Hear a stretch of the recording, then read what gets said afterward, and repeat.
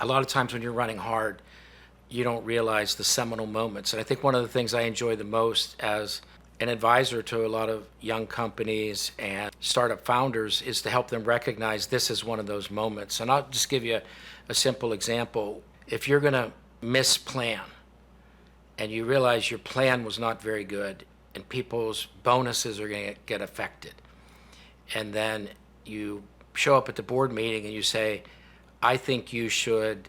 I remember a specific conversation with a founder when I said, you realize that you can say, oh, you live by the sword, you die by the sword, those are the numbers, the numbers are the numbers, and so you're going to get paid exactly the way it was. Or you can come back and say, hey, we didn't do a great job of planning, but our ambitions are the same, so I'm going to provide some relief this year, but we're going to make it up next year. So on a 2-year basis, we're going to hit everything. And so then it's a little bit of forgiveness, a little bit of sternness.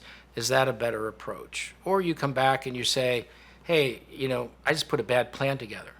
Each of those you could probably say, that's a good leadership trait. You take ownership of the problem, or you're compassionate, or you're strict and hard. But you just take something simple like that. We're missing plan. The bonuses are going to be off.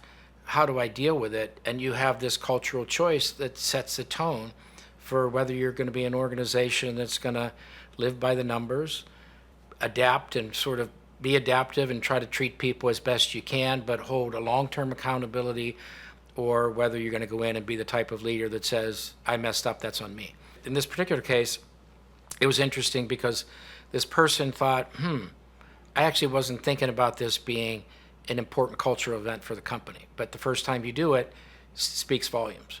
It isn't just adversity. It could be a great success. Every milestone that you hit that's material, it's great to step back and reflect and say, how did we get here? Let's celebrate the people that made this successful. Let's recognize what's working.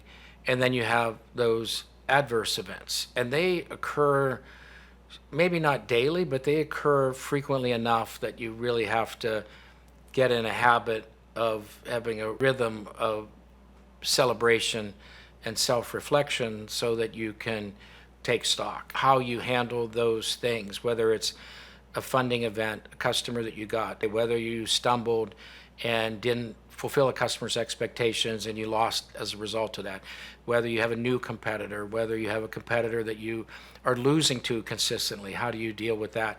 Choose your celebrations and your self-reflection at a common enough interval that people can say, hey, we know how to celebrate, but we know how to call ourselves out, we know how to adapt. Those are the healthiest cultures that get built.